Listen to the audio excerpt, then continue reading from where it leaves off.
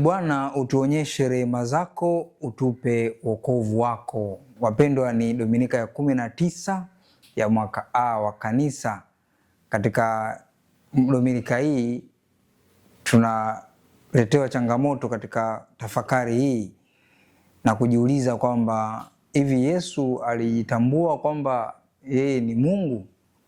Na kama alitambua, alidhihirishaje hilo neno kama yeye ni Mungu? Katika Dominika hii ya 19 nipende kukualika tutafakari kwa kina fumbo kubwa la udhihirisho wa Yesu. Udhihirisho wa Yesu, lakini pia udhihirisho kama Mungu, kama mwana wa Mungu. Alijidhihirishaje? Nikukaribishe katika tafakari hii ili tuweze kupata ujumbe wa Dominika hii ya 19. Karibu.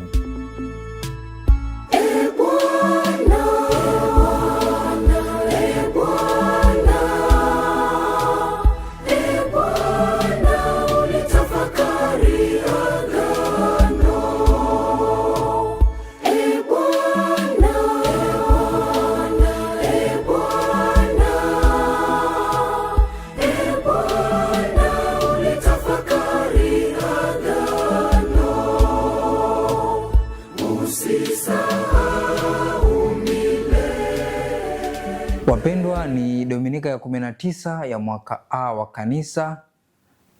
Katika Injili Dominika hii tunatafakari kwa kina muujiza wa Yesu kutembea juu ya maji.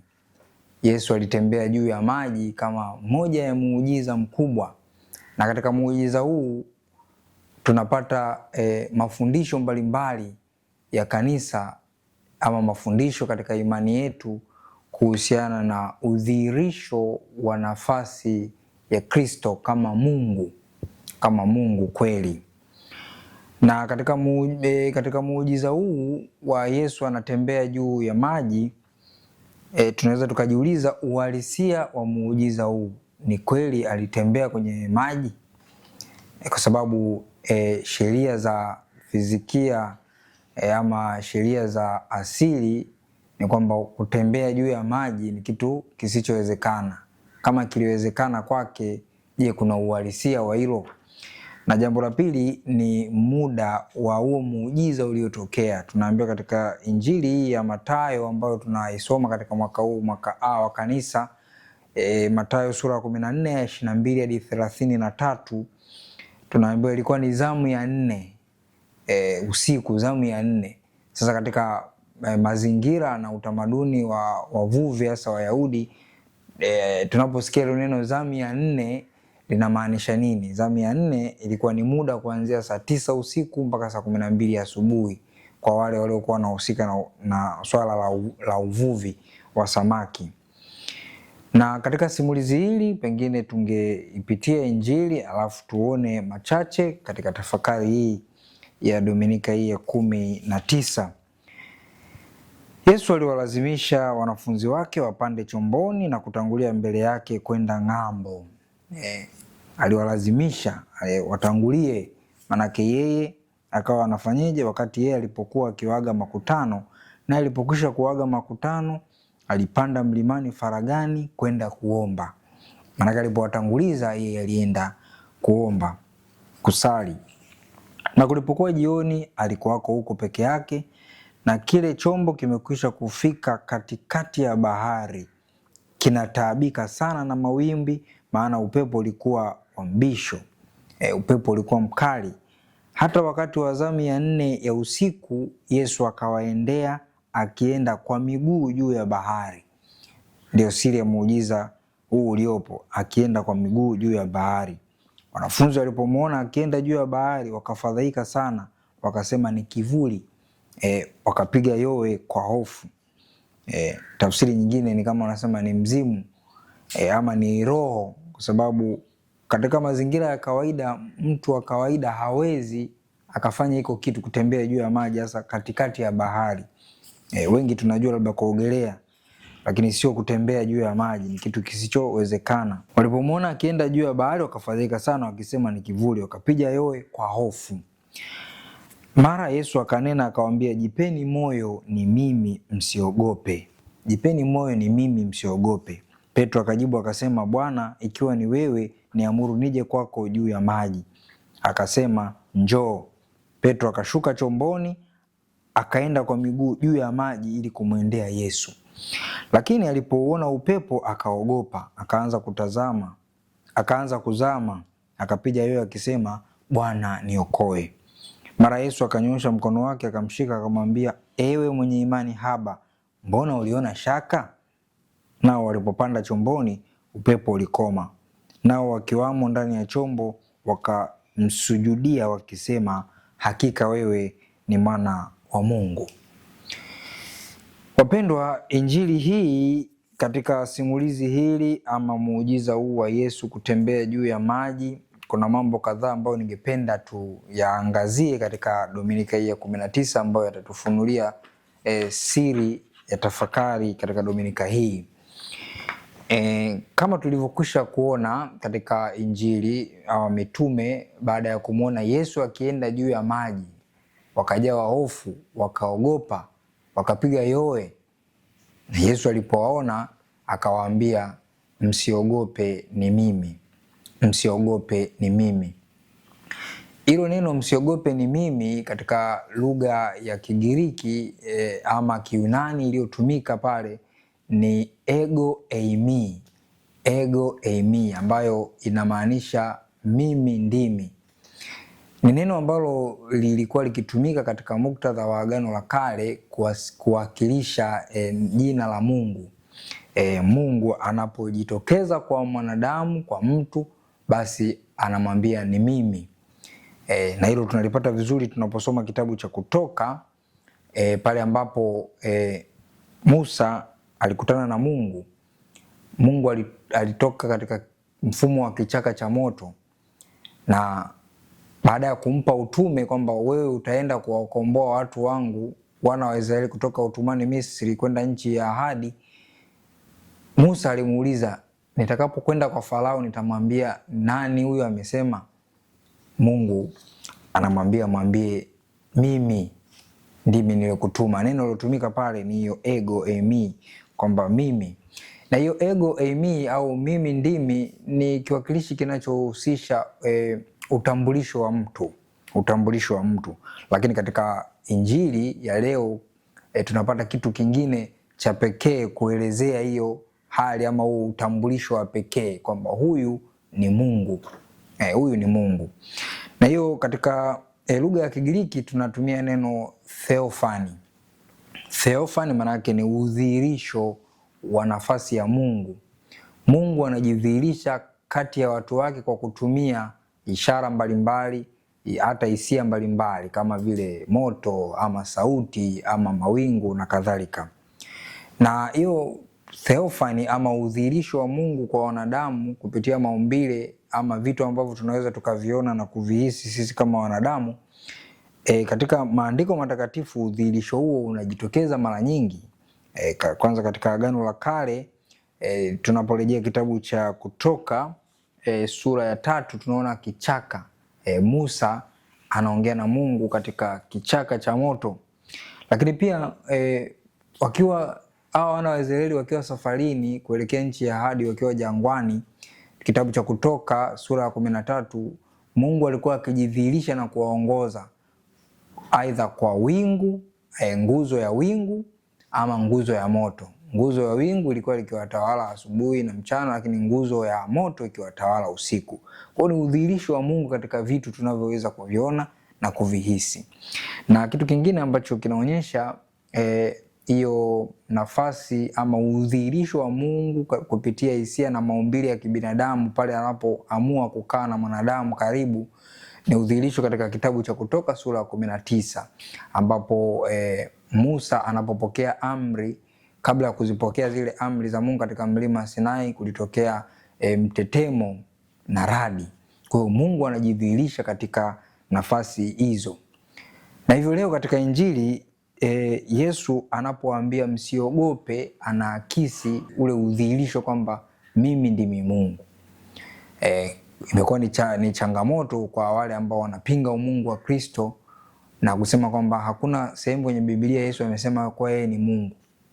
lakini kuna statement mbalimbali ambazo zinatokea ama matamko mbalimbali ambayo yanasemwa na Yesu yakimaanisha moja kwa moja umungu wake, kama ili ambalo wanalisema katika injili ya leo, msiogope ni mimi.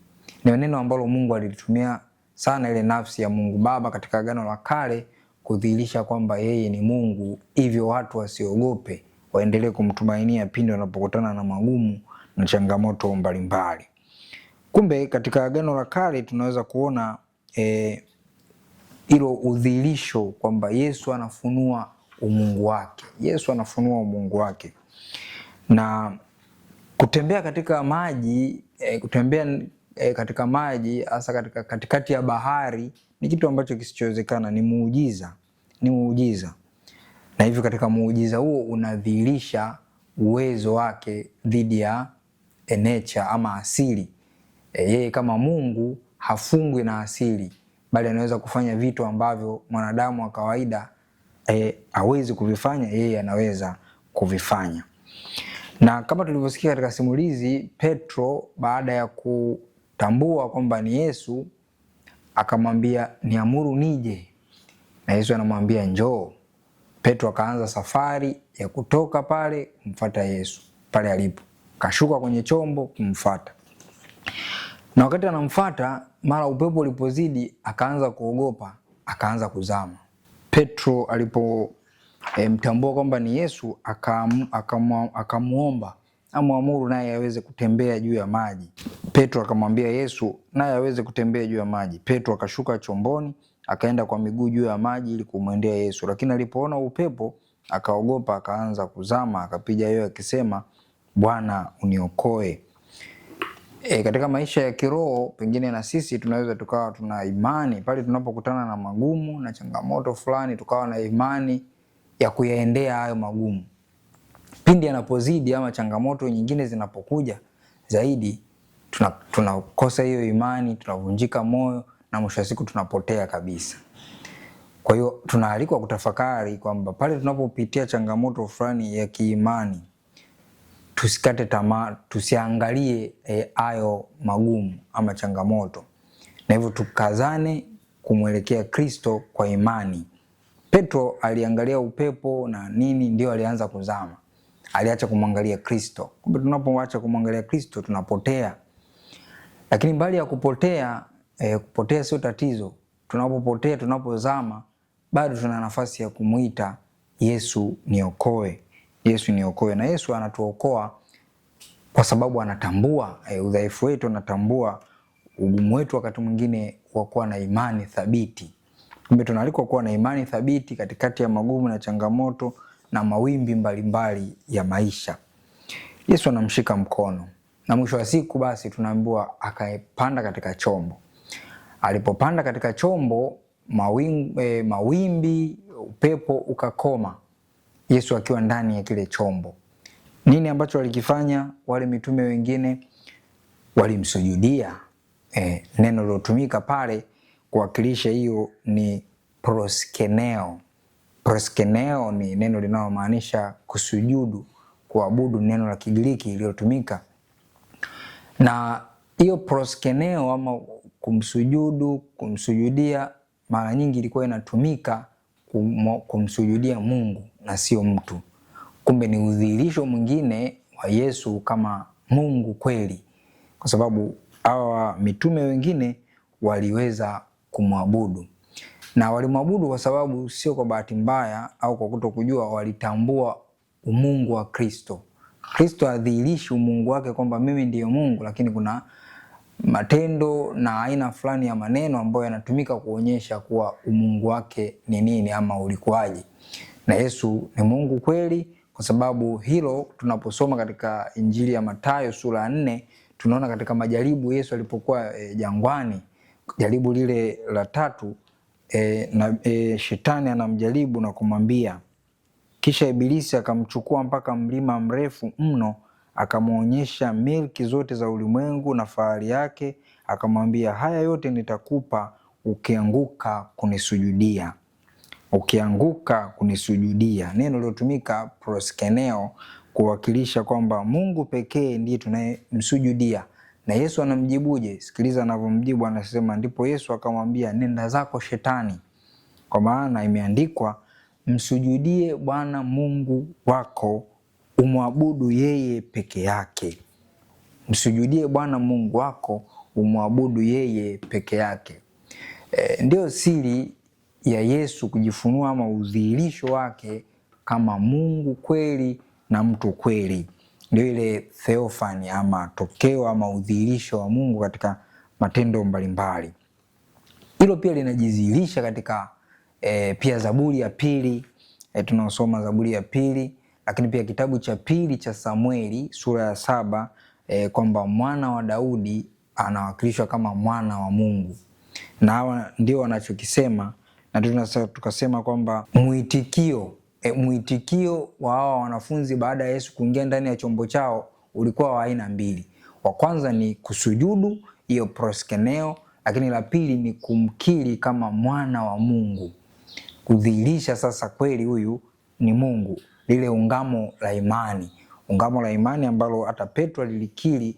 Tunaposoma katika kitabu cha Matendo, Injili, tunaposoma Injili ya Mathayo sura ya 16 na sura ya 27 aya ya 54, kwamba hakika huyu ndiye mwana wa Mungu, wewe ndiye mwana wa Mungu uliye hai.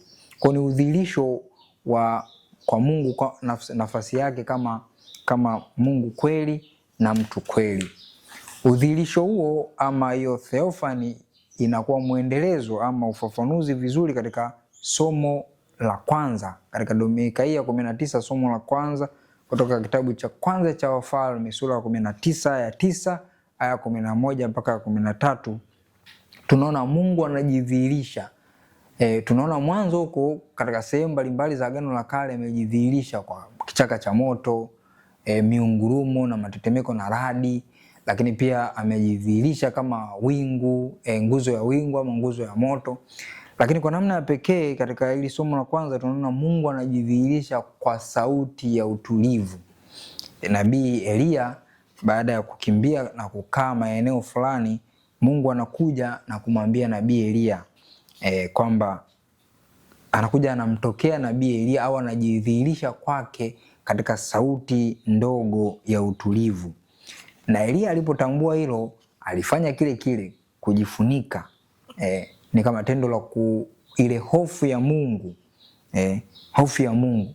Na pengine ndio tunapata jibu la swali kwa nini somo hili limetumika kama somo la kwanza katika Dominika hii ya 19. Lina uhusiano gani na Injili? Uhusiano upo. Udhihirisho wa Mungu ni pale ambapo kukatisha yale mawimbi, makelele, mitetemeko yote na uwepo wa Mungu katika sauti ya utulivu. Yesu alipokuwa katika chombo cha hawa mitume, upepo na dhoruba yote ilikuwa shwari, kulikuwa kimya, kulikuwa na utulivu. Nabii Elia akiwa akisikilizia hiyo sauti ya Mungu ama uwepo wa Mungu kwake, mawimbi yalipokuja, makelele yalipokuja, matetemeko na radi mbalimbali zilipokuja, zote Mungu hakuwepo. Mungu alikuwepo kwenye sauti ya utulivu. Tusikie kidogo somo la kwanza linavyotuambia. Elia alifika kunapo pango akalala ndani yake, na tazama neno la Bwana likamjia akisema, toka usimame mlimani mbele za Bwana. Na tazama Bwana akapita, upepo mwingi wa nguvu ukipasua milima, ukaivunjavunja miamba mbele za Bwana. Lakini Bwana hakuwamo katika upepo ule. Na baadaye upepo, tetemeko la nchi, lakini Bwana hakuwamo katika lile tetemeko la nchi. Na baada ya tetemeko la nchi kukawa na moto, lakini Bwana hakuwamo katika moto ule. Na baada ya moto, hapo sasa sauti ndogo ya utulivu. Ikawa Elia alipoisikia, alijifunika uso wake katika mavazi yake, akatoka akasimama mlangoni mwa pango. Hiyo baada ya kutambua uwepo wa Mungu kupitia sauti ndogo ya utulivu, anasimama anajifunika uso wake. Tendo la kuonyesha hofu ya Mungu, tendo la kuonyesha kumsujudia Mungu, ambayo ndio ile tunaweza tukasema kama proskeneo ya Agano la Kale aliyoifanya, kuwa na hofu ya Mungu.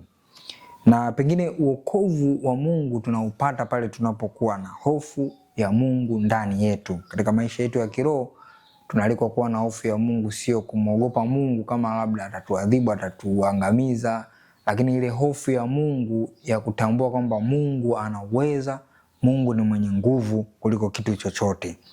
Na ndio ambayo Zaburi ya leo, Zaburi ya 85 inatualika kuwa na hiyo hofu ya Mungu. Hofu ya Mungu inalipa, ambayo mara nyingi tunakuwa nayo katika maadhimisho ya misa takatifu. Pengine hata kabla ya kuingia kanisani, tunapoingia kanisani tunapiga goti kusujudu, kuonyesha uwepo wa Mungu, kumwabudu Mungu kwa kupiga magoti na kuinama na nini. Lakini katika maadhimisho, hasa adhimisho la misa takatifu, liturujia ya Ekaristi, tunapiga magoti wakati Yesu anashuka katika maumbo ya mkate na divai, ile transubstantiation, mabadiliko yale ya mkate kuwa mwili wa Kristo, divai kuwa damu ya Kristo. Kumbe kwa maneno mengine, theophany, udhihirisho wa Mungu katika matendo, vitu na hisia zetu za wanadamu katikati yetu, inaweza ikawa inadhihirika katika adhimisho la misa takatifu. Kwa hiyo misa inaweza ikawa kama theophany mpya, na Yesu anadhihirisha kwamba yeye ni Mungu kweli na mtu kweli katika mafumbo haya yote ambayo tunayo. Hivyo mpendo, katika Dominika hii ya 19 tunaweza tukatafakari hayo yote, lakini kwa ufupi tuna nini cha kujifunza katika masomo haya na maandiko haya? Jambo la kwanza ni tusiogope kuchelewa kwa msaada. Tunaweza tukawa tunahitaji msaada fulani ama hali fulani ya kupata msaada kutoka kwa Mungu, kutoka kwa watu. Tusiogope, tuwe na subira tukisubiri huo msaada. Na katika maisha ya kiroho, pengine unamuomba Mungu akukamilishie kitu fulani, kwaona kama Mungu anachelewa. Mungu anatuambia hachelewi wala hawai. Siku moja kwake ni kama siku 1000 na siku 1000 ni kama siku moja. Kwa hiyo tusiogope pale msaada utakapochelewa. Na hilo linajidhihirisha pale mitume walipokuwa katika chombo, wanapitia upepo, dhoruba katika chombo mpaka wanataka kuzama. Yesu anakuja na kuwasaidia. Kitu cha pili ni kazia macho kwenye suluhisho kuliko kwenye tatizo. Pindi unapopitia tatizo fulani, kazia macho ama fikiria zaidi namna ya kujikwamua kutokana na hilo tatizo, na usikae ukaangalia lile tatizo kama tatizo.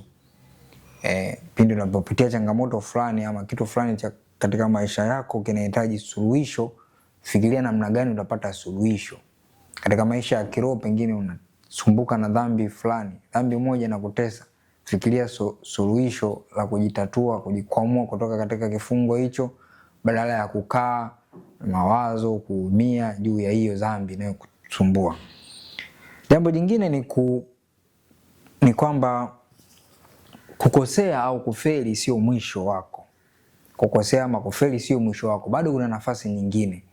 Mtume Petro anapomfuata Yesu na kutaka na kutaka adhihirishe kwamba ni yeye, anapomruhusu kutembea juu ya maji, Petro alitembea juu ya maji, lakini alipoona upepo akakosa imani, akaanza kuzama.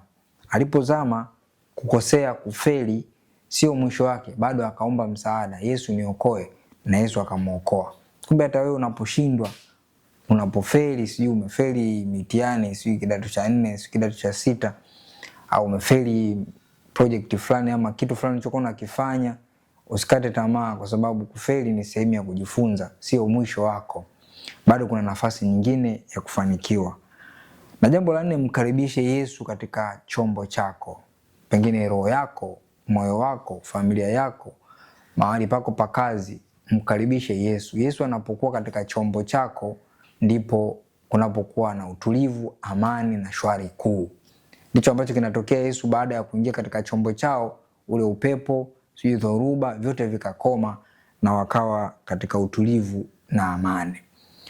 Tumuombe Mungu katika Dominika hii aweze kutujalia huo moyo na nguvu ya kutambua kwamba kuna nguvu ya Mungu katika maisha yetu, na Yesu Kristo ni Mungu kweli, anajidhihirisha, anakuja kwetu katika maisha yetu ya kila siku, na kwa namna ya pekee katika adhimisho la misa takatifu anadhihirisha hiyo theophany mpya katika maisha yako katika maisha yangu. Nipende kukutakia Dominika njema, Dominika ya 19 ya mwaka A wa kanisa. Unapoendelea kutafakari Dominika hii, usiache kusubscribe, kushare, kucomment na kutufuatilia katika mitandao mbalimbali ya kijamii, channel yetu ama ili jukwaa la Lux Fidei, mwanga wa imani, na imani yako itakuwa, utapata vitu vingi na vitu vizuri katika maisha ya ufuasi. Nikutakia Dominika njema. Mimi ni Padre Benjamin Maganga Bundala na hii ni Lux Fidei, mwanga wa imani.